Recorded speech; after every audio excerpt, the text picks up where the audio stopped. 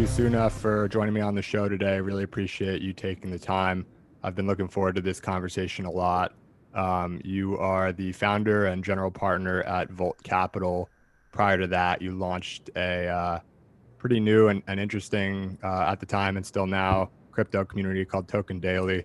And you spun off a podcast with that as well and had some other things going on. So thank you first and foremost for joining me. And I think the best place to start would be sort of for those who don't know you so well to just sort of tell your story from sort of as early as you're willing to start to where you are today. Yeah, thanks for having me on, Jake. Really appreciate it. I'm excited to do this today. A little background on me. I am an engineer turned investor. So I took a non-traditional route to VC. And at the time when I was at University of Michigan School of Engineering, I got into crypto then. At the time, it was a really big talking point. It was more conceptual than what I believe to be practical, frankly, just because there weren't that many apps out or companies that were being built in crypto that really had an addressable market to begin with. And I kept it in the purview and my periphery. I joined a startup called Elation when I graduated as a 20th hire there. We scaled it out. It's a successful post-Series C company now. Its most recent round was co-led by Salesforce and Sapphire Ventures. And I also, while I was at Elation, launched a newsletter that had really humble, modest beginnings. We spent $0 on marketing, and I intentionally didn't try to scale it from a paid dollars perspective because that usually attracts noise. I wanted it to be purely word of mouth referrals and have really organic growth because that keeps the quality of the community high.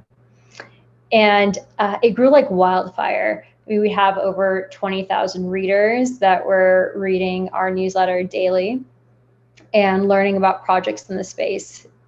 And mind you, this was before The Block, before Masari. At the time, I think it was just CoinDesk and Reddit that really gave you any insight into what was going on in this space. And soon enough, companies were coming to me to be featured in the newsletter proactively. So Lolly launched with us, Compound launched with us, and we started hosting offline events. And that really had our readership transform or evolve from a readership to a community, right? Because all of a sudden you saw other readers, you were there face to face. Oftentimes they would discuss job opportunities. And that ended up leading to great talent being recruited to a lot of crypto companies very organically. And so I remember like the COO, Desiree of Lightning Labs, which of course is the largest L2 solution on Bitcoin, actually came in through the Token Daily community and was placed there.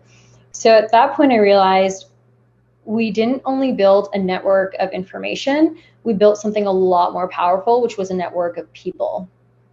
And they were coming from, fintech startups, Fang, they recently had their own company launched and a successful exit, or were looking to do their next thing. And so they really ran the gamut from where they were coming from, but they were all united in this deep interest in getting involved in crypto and helping it reach the mainstream and taking it to the next step. So that was really the genesis for launching Volt Capital, the fund, was to start putting capital behind the founders I was seeing anyway. It was a very natural progression. And I just remember standing at one point thinking, wow, I'm doing all of the work that good VCs should be doing by sourcing these deals. And they were coming in inbound, helping these teams build out their companies. And I wanted to start really supporting founders from a capital perspective too, and putting my money where I guess where my words were, because I was writing about them. and that ultimately ended up being our secret sauce for Volt Capital. It's been a journey, and I'm so grateful to be able to lead this incredible team, finding incredible founders and helping crypto cross the chasm. A great story and really well told. I appreciate you going through kind of all the different steps and some of the decisions along the way. I want to start by rewinding a bit and going back to where you sort of started with, which was that you took a pretty untraditional path to becoming a VC or a crypto focused VC. And that is, you started off as an engineer. How did you become interested in engineering in the first place to the point where you went to Michigan to study engineering? That's an excellent question. I I was always fascinated by STEM in general. I was very analytical and science and math focused as a kid. And so for me, it was really a natural progression. Michigan has some of the best engineering programs in the world. And I wanted to be able to build and meaningfully, create things. And I didn't want to go through really a lot of these longer programs like for med school and a lot of these other professions where they are also more science based, but it takes a really long time. I was very excited and eager to start life post academia and contribute to industry. And I found engineering to be the best route to get there. And so it was really a logical, that was the logic behind the decision. And I mean, even before that, the way I got into entrepreneurship to begin with is I was always very entrepreneurial as a kid as well. And I kind of had to be. It was kind of an act of desperation, truthfully. I grew up a lot of my childhood below the federal poverty line. And in order to get things done or make ends meet, I had to be pretty creative around what I did and opportunities I saw. I remember in fourth grade, this is the first opportunity I had or I saw to make money in a meaningful way, is I noticed that my friends had these see-through binders where there was a like plastic covering and you could put in photos and customize them in that way. Do you remember those binders? Yeah, I know what you're talking about. It's like a colored binder with a plastic sleeve over it or something like that.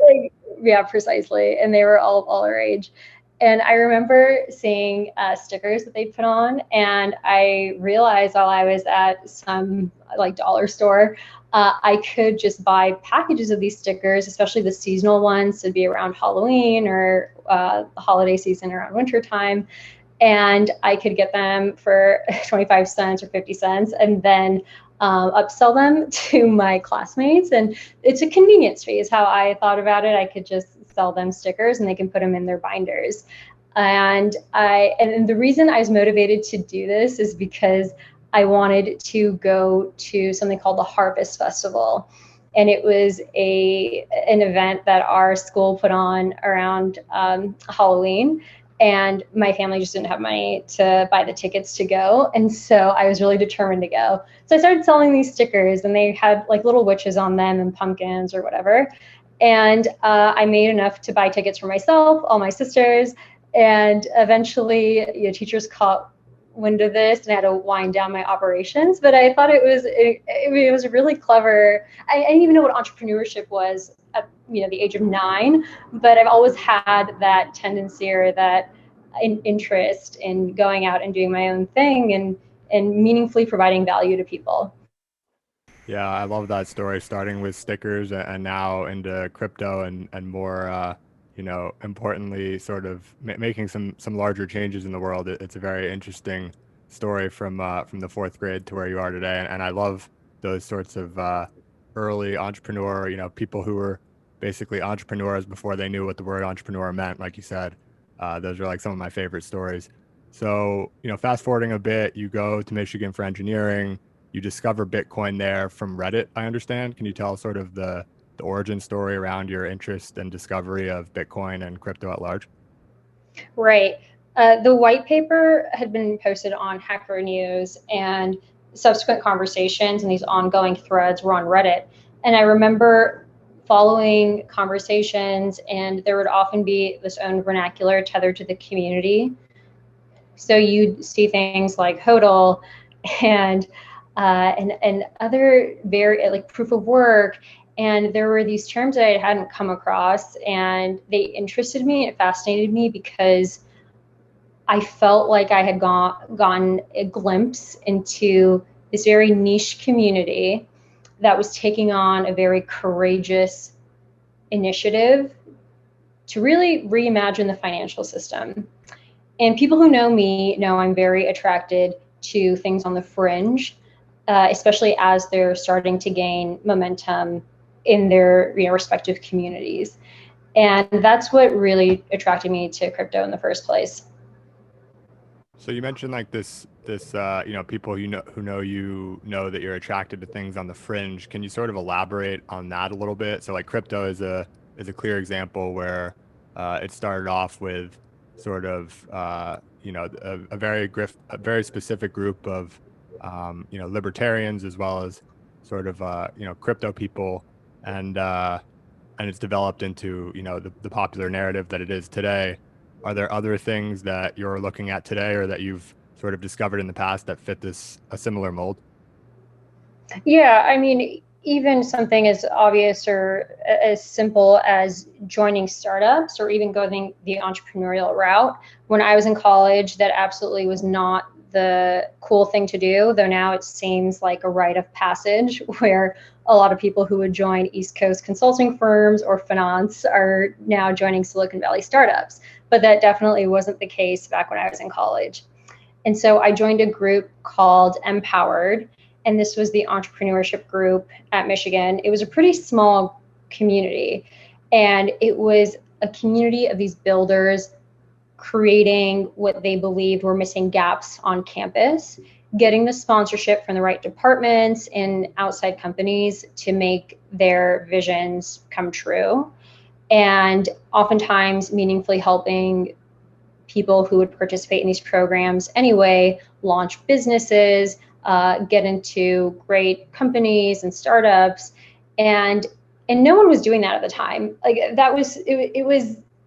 I remember talking to my roommates who were in med school and at the business school, and they're like, all right, have fun doing that thing. And I would go to hackathons, and those were also just starting to come on the map. And I remember feeling so loyal and so excited about these communities because I was around some of the smartest people I knew, and they were talking about really paradigm shifting, world changing types of ideas. And it was odd to me that everyone else didn't immediately see the value in these types of communities. And I realize now it was just early because I mean it's been almost a decade later, and now almost everyone I know is doing a startup, or people that initially thought what I was doing was weird in college are now in Silicon Valley doing a lot of similar things. So it's been really cool to see that 180. Right. So there's this clear thread of community throughout all of this, discovering the community when you were at Michigan, then going and building the community with Token Daily and realizing that there was enough power in there, not just the readership, but just the people to go and actually create a fund sort of on the power of that community. What made you sort of decide to go and build Token Daily, build this crypto community when it wasn't sort of by any means an obvious thing to do at that time? Have you ever read the book Where Good Ideas Come From by Stephen Johnson? I have not. I actually haven't even heard of it. It's a book that goes through the history of innovation and how great inventions came about and different movements started. And there's a lot of emphasis on cluster theory as it pertains to groups of people looking to create. So that's everything from painting to writers and of course industrialists. And you'll often find that there were these coffee houses or hubs where people would hang out and they were top of their field, and they would build on each other's ideas. They would have conversations that then polish someone else's views on something, and they would oftentimes find ways to collaborate. So when we look at the greats, especially in the Renaissance or the Age of Enlightenment, We often are surprised that a lot of these smart people were friends, but it actually is the opposite way. They were friends and they all helped each other become more polished in their craft. And that resonates heavily with me, this idea that you only really move forward and are able to create incredible things when there is a space designed to allow those ideas to flow freely and build upon each other. So that really was the momentum and the idea behind starting Token Daily to begin with. When I think about what that initial spark was, is like conceptually a new community was always very interesting. But I think the real moment where it honed in on me that this had to be created for crypto specifically was when I remember giving referral codes to some of my friends to join exchanges and be able to purchase digital assets. And oftentimes these exchanges had these growth hacks or referral programs where you could get a percentage of whatever your referee purchased. So if somebody bought some Bitcoin, I would see a little bit of Bitcoin come up in my account because I got a little bit of commission on what they purchased. And soon enough, I started seeing really weird things in my account and digital assets that I would never purchase and knew they were vaporware. And I'd ask my friends, like, who purchased this and what was the rationale behind it? And their reasoning was like, oh, well, a buddy of mine said this other person had seen it and it's going to be the next Bitcoin. And at that point, I just realized there was this real information fragmentation problem. And people didn't know what they were buying into. They didn't know who they should be trusting. And that to me seemed very broken and very solvable. And that is just what made Token Daily so clear to me.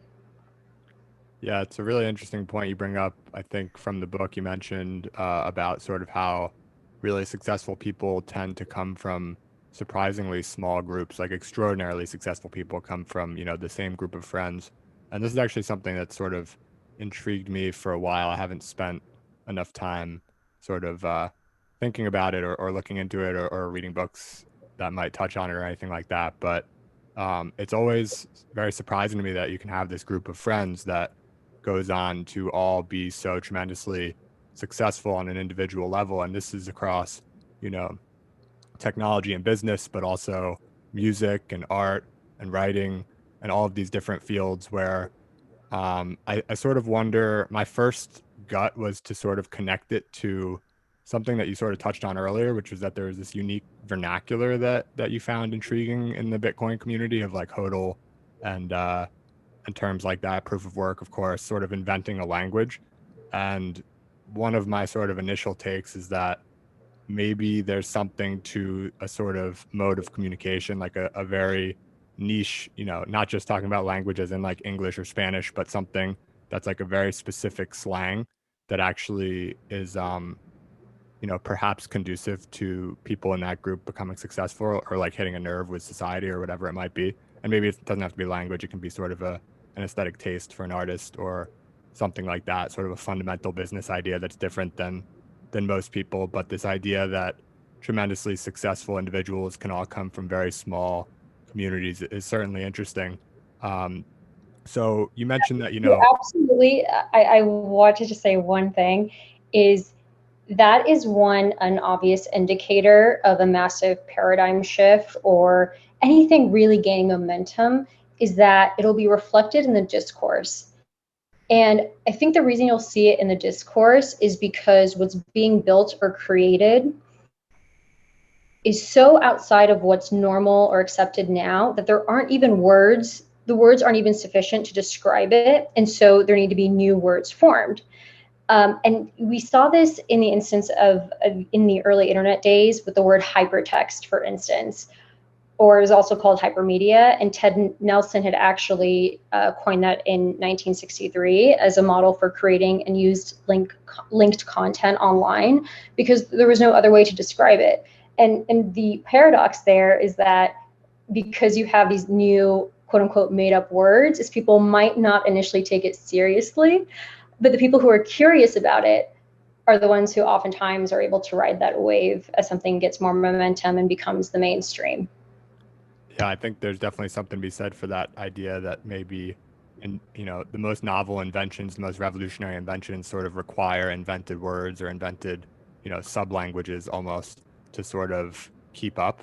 There's just not the dictionary to keep up with some of these concepts from history that are new and revolutionary. So on that note, and I want to sort of stay along and talk about how you ended up doing the fund and things like that. But to sort of continue going with this tangent a little bit, one of the things I think about a lot is that Bitcoin, obviously, I don't know what the percentage is these days in terms of like Bitcoin dominance, but it's more than half of the market cap of all crypto combined, safely, I believe, and it's worth like $1 trillion, and everyone sort of sees it as this inevitable or near inevitable winner. And I can't help but think, I don't disagree with that perspective necessarily, but and certainly like my own investing approach is mostly Bitcoin when it comes to crypto, but um, I can't help but think that we sort of lack the words to, or just like the concepts to imagine what the rest of crypto might look like. Because Bitcoin is pretty easy, right? Once you understand it, it's just like, okay, digital gold, check.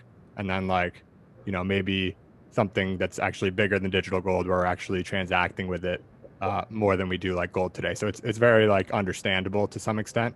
Whereas something even just next rung down like Ethereum, it's very hard to imagine how that sort of develops and how money is changing. How do you think about sort of the crypto landscape from like a million miles out in sort of this way, where it's just very hard to predict something that we conceptually haven't really seen before?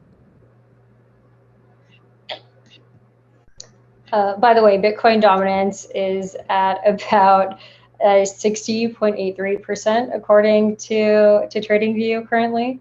But yeah, when you're taking the long view about where something is going, I think you do yourself a disservice trying to predict where it'll be 20 to 30 years out. And instead, it's better to take a more nearsighted approach to what do we see being created now that unlocks an adjacent possible that could lead to something else. Because oftentimes, what everyone's going to be using 10, 15 years out is being built right now. It just isn't popular.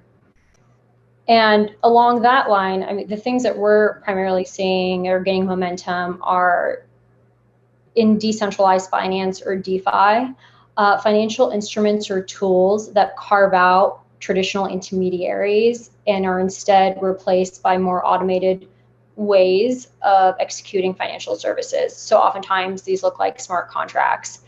In the case of a DEX, for instance, or a decentralized exchange, it would be merely replacing or carving out a centralized order book and instead having both sides of the order interact directly in an automated way.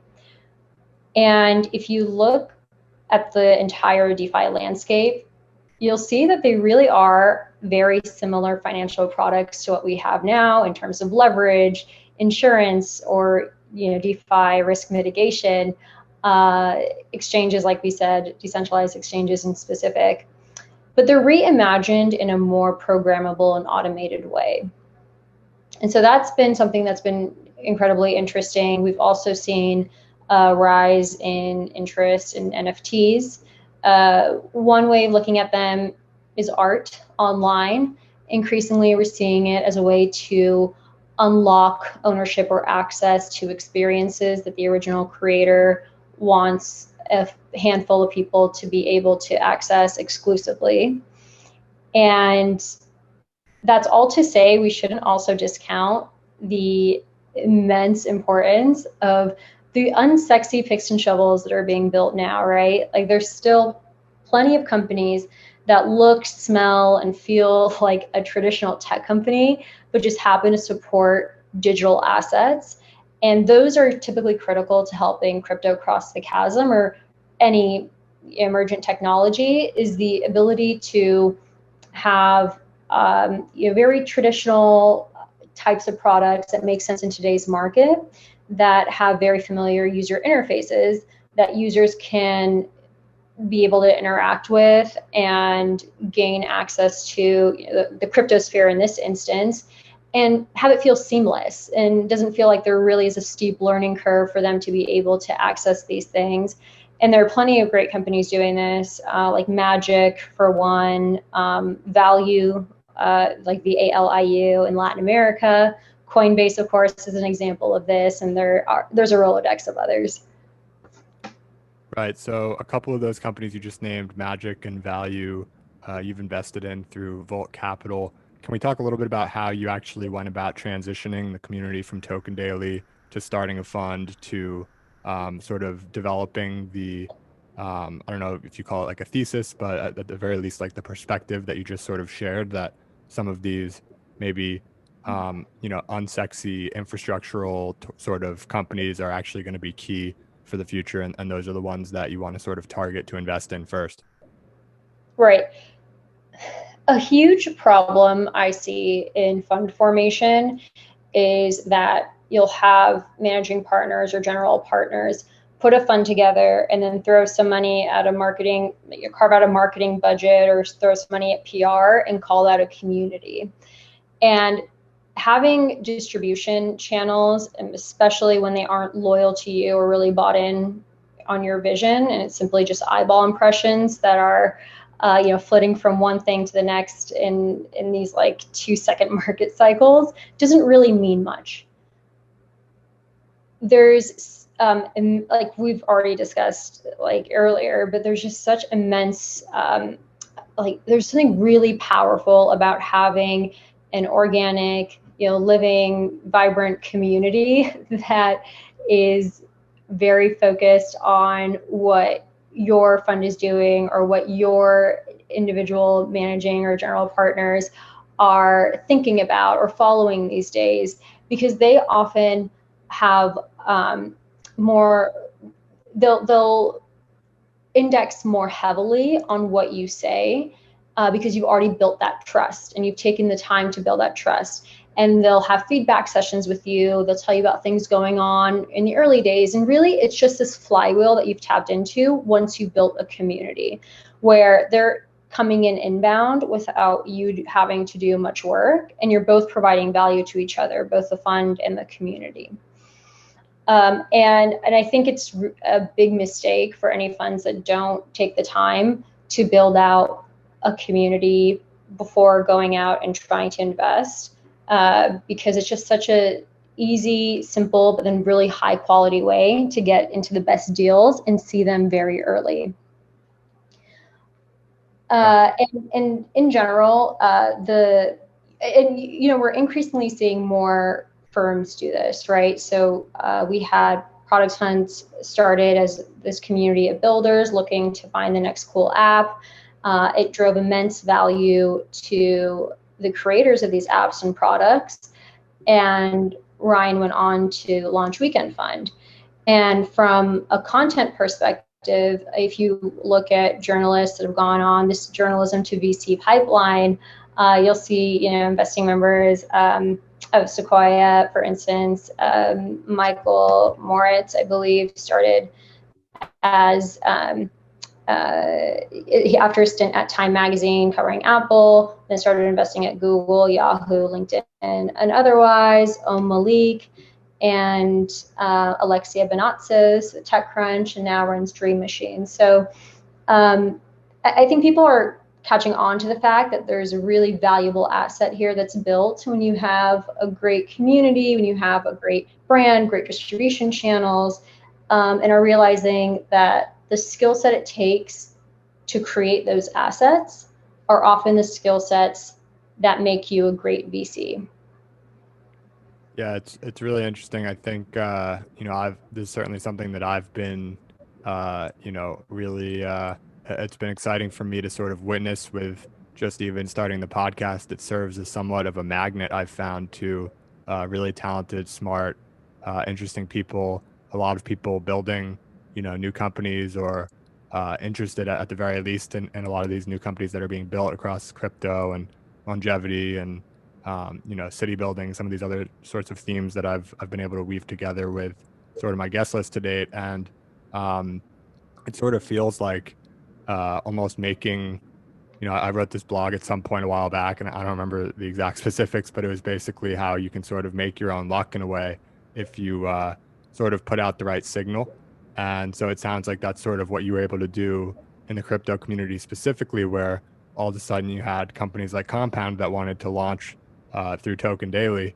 And obviously that's one of the more notable names in DeFi. And so now you're investing in companies just like Compound, and maybe not Compound necessarily, but other companies that sort of are drawn to the community and view it as sort of the right demographic of people that they want to have as early users or evangelists or whatever it might be. And then in the same breath, having you and your partners as you know advisors is certainly something that makes a lot of sense as well. um, Yeah, and we'll have, and to that point, like we'll see a deal like a company like Magic or a company like Matrix League, which is building the Robinhood layer on top of esports, and I'll send them to some folks that I think it lines up with their thesis and would be interested in something like this, or they'll see that we're on the cap table and ask us how we sourced this deal so early. And I just kind of laughed to myself, like, isn't it so, it's so obvious. Like, it's always Token Daily, it's always the communities that we've already built, and it is almost effortless in that way, because you're not always going, you're not always having to go outbound, you're not always having to cold email. It really is this secret weapon, and I think any fund that's able to do it should absolutely invest the time in rolling up their sleeves and building that community. Because outside of genuinely just helping people have a space where they can learn and build and grow, it ends up returning much more to you in terms of, the companies that you'll see, the people that you'll get to help, far more than what you put in. Yeah, no, I totally agree. And so you mentioned a couple of your investments or of your first investments earlier, Magic and Value, and feel free to speak on those a little bit. But I wanted to sort of call out another one, which is Buycoins, a company that I believe is basically running an exchange in Africa. And you wrote a really interesting piece on why Africa is extremely well positioned to be a major player in the crypto space for years to come. They've got basically more people, I think you wrote, entering the workforce in the next 30 years or something like that than the rest of the world combined. And they've got this sort of digital payments infrastructure. They sort of, leapfrogged, going from like really, not having anything to sort of skipping what the US and other developed countries have been doing for the last, few decades or a couple decades or whatever it's been, and jumping straight towards this sort of crypto future potentially. So could you talk about Bitcoins maybe specifically a little bit, but also just Africa and crypto and your perspective at large there? Right. So as a fund, what we've seen, and actually, frankly, before I even launched the fund, I noticed that below and like underneath all of the fluff and speculation you'll find with a lot of these token projects is there are really strong equity companies being built that accrue value in pretty traditional ways. So you're looking at transaction fees, subscription lock-ins, a lot of the ways that traditional fintech companies generate revenue and monetize, but are just doing that with digital assets now. And Bitcoin is one of those really strong companies that saw a huge market opportunity, especially in context of a plummeting naira, which of course is the Nigerian local currency. These people are looking for reliable stores of value. And even though we consider Bitcoin to be volatile, especially in the US, for people that don't have a reliable store of value, oftentimes that volatility is preferred to a currency that is crashing dramatically. And so Bitcoins is a company that allows people in Nigeria and Ghana now, and they're aiming for Africa more broadly, to purchase and send and receive Bitcoin, Ethereum, and other digital assets. Yeah, that makes a lot of sense on Africa and sort of why you're so bullish. And I tend to agree. And there's a great article people can go and search that Soona wrote that I encourage people to read for sort of the more in-depth bull case for Africa over the years to come. Another thing that a lot of people of course, are very bullish about right now is just more generally Bitcoin. We're in the middle of this really strong bull run that I think a lot of people sort of expected to come sometime after the halving last May, and maybe not as soon as it did towards the end of last year, and now still picking up steam at the beginning of this year. Could you talk about some of the sort of driving forces that you believe are at play here, and what you sort of expect for the rest of this, hype cycle, quote unquote? Right. And before we jump into that, one last note about Africa, and I think it's something pretty unobvious and people miss, is the reason that Africa is so well positioned to be the next crypto hub is because of things like the usual suspects. There's rampant hyperinflation. They are a mobile first continent, and so they were able to leapfrog past the traditional kind of setting up cabling and a more traditional landline type of phone systems, and they're able to use mobile phones. They're mobile first. They use it for sending and receiving texts, pictures, and payments are the three top use cases. But outside of that, I think what people fail to realize is that the average age on the continent of Africa is 19 years old. And that's incredibly important because these people are so enterprising. They're addressing massive gaps in the market. And the statistic that really blows me away is that in 15 years, around 2035, the number of working age people that will be joining the workforce from Africa will outnumber the rest of the world combined. So it's very important to understand what those youths are thinking about and what they're building and what they're spending their time on, because it will be the growth story of the decade, and they will be shaping the future of crypto, fintech, and many other tech sectors. With regards to what we're seeing on a macro level in Bitcoin and crypto, it's no secret that we're in a bull market now with regards to the crypto market. But what's interesting this time around is the running joke had always been institutions will come in 3 to 6 months. We'll see them in 3 to 6 months. And every 3 to 6 months, that would shift to another 3 to 6 months. But I mean, look at it now. Like, we have Bitcoin on Square's balance sheet, Tesla's balance sheet, and at the point where you have corporates allocating to this from their treasury, it's telling us that there's something here that can't be ignored, right? The institutions are here.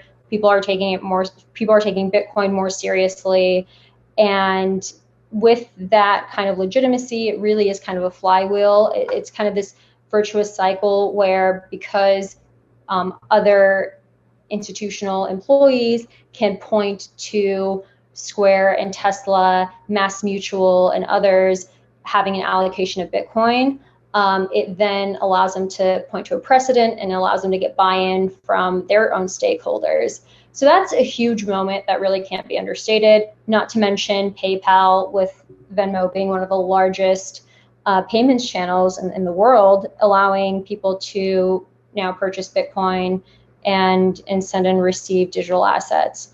So it's a really huge moment for the crypto space in general from a pure institutions and corporates perspective.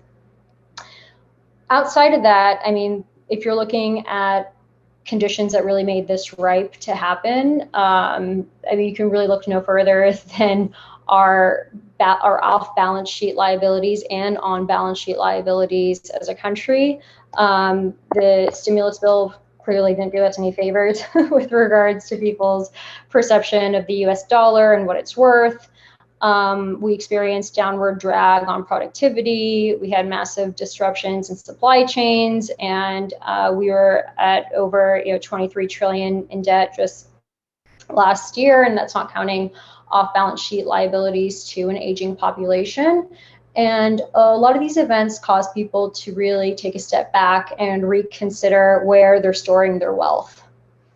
And at the point where your dollar, and many other countries is a situation far worse. At the point where you anticipate losing value and losing real wealth that's stored there, you're going to look for other alternatives, especially when there are other vehicles that seem to be making more money. And we saw this with more interest in momentum stocks. And we also saw this with renewed interest in cryptocurrencies, everything from Bitcoin and Ethereum all the way to NFTs. Yeah, it's crazy how everything, I basically couldn't imagine anything that could be happening that would be sort of more in favor of Bitcoin years ago, a decade or so ago when Bitcoin was first created. There was this, somewhat delusional, I would argue, dream, of course, ended up being right, but at the time, arguably delusional dream that this was like the future of money or, peer-to-peer currency, digital gold, whatever sort of the vision was at the time. And it was just sort of a fool's errand when the price of Bitcoin was under $1 and whatever it was. But all of these different factors, that was, of course, coming after 2008 and sort of like the recession. And now we have money printing going on that just blows that out of the water and completely dwarfs anything that happened in 08, 09, and sort of gives real world reason to sort of buy into this inflation and, Bitcoin is a deflationary asset sort of story that went from hypothetical to very real very quickly with sort of no hype cycle. The last time Bitcoin was really on a bull run was like 2017. And so it hasn't really had the opportunity to react to all of these changes that have happened in the world. And, that, of course, is just one of them. The other is sort of corporates getting in, like you mentioned. And I think, these things aren't necessarily exclusive from each other. It all sort of connects. Maybe the corporates are seeing this inflation around the corner, and then that's why they're reacting. And I personally am sort of curious to see if and when governments start to follow suit with their treasuries. And I just see a lot of exciting factors, at play. And it strikes me that we're still very early in like it just in the corporate channel alone, right? You mentioned Square and Tesla, but Square, Jack Dorsey's been a Bitcoin evangelist for some time, and Elon Musk is Elon Musk. So it's a little bit of a different company, but once you have like just sort of regular run of the mill companies like Chipotle or whatever it is, sort of putting a piece of we have Mass Mutual, which is an insurance company, for crying out loud, also holding Bitcoin. So at that point, it's even if you are looking to Square and Tesla being more of these frontier types of companies that would be willing to dip their toes, at the point where you have institutions like Mass Mutual also getting into Bitcoin, you've definitely become a bona fide macroeconomic asset. And I also wanted to add the other thing that I heard, especially when we initially went into lockdown. This is back when we were at 23 trillion in debt. Today, national debt stands just shy of 28 trillion. But the most common response to the lockdown and what happened with Bitcoin's price was Bitcoin's behavior was correlated to the rest of the market. And the common critique and the common tweets people were putting out, we thought Bitcoin was an uncorrelated asset. Looks like it wasn't, didn't live up to the expectations we had. How could it also go down while the rest of the stock market's plunging? And I think the reason people had that initial response to Bitcoin's price behavior is because they don't distinguish between deflationary and inflationary shocks.